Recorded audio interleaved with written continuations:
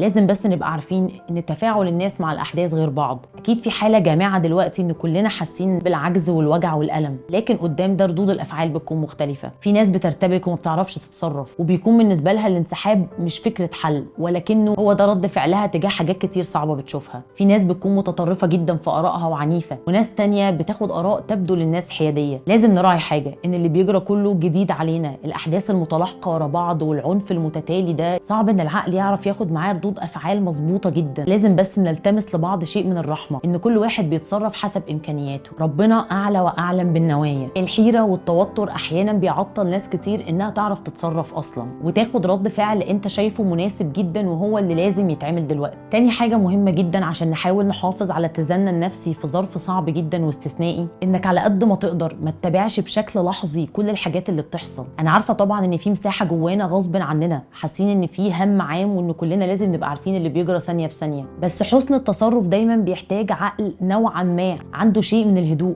والهدوء هيجي منين واحنا مش مدين لعقلنا مساحه ان هو يرتاح، ولا انه يلاقي ثواني بس يعرف فيها يدرك ويجمع خيوط المسائل عشان يعرف حتى يقول في كلام على الفيسبوك ولا يقول في فيديو كلام متزن ومترتب صح. ده يتطلب اكيد ان دماغك يبقى فيها مساحات من الهدوء. حاول نقلل من مشاهدات المشاهد العنيفه والصعبه اللي بتخلي الناس بقت تحلم بكوابيس ومش عارفه تتعامل. واخص بالذكر بصراحه الامهات بالذات دلوقتي عندها حاله من افتراض سيناريوهات سيئه جدا، وغصب عنهم عندهم خيالات كتيره جدا خاصه باطفالهم هم شخصيا. لازم نعرف بس ان بكده لا هتعرفي تقومي بدورك كأم والتزاماتك ومسؤولياتك اليوميه، ولا حتى هتعرفي تشاركي وتدعمي بشكل سليم عن طريق اساليب كتير زي التبرعات والمساعدات او حتى الدعاء بشكل يومي، انك تخصصي ورد يومي للدعاء لاهالينا في فلسطين. كل المهام دي واشكال التدعيم محتاج انسان متوازن الى حد ما، انسان بيجاهد نفسه ويعرف حدود قدراته والدور اللي المفروض يقوم بيه، مش انسان الخوف من اللي بيحصل تمكن منه، او حتى الخوف الاستباقي بحاجات بيفترضها انها هتحصل فيه وفي اهله.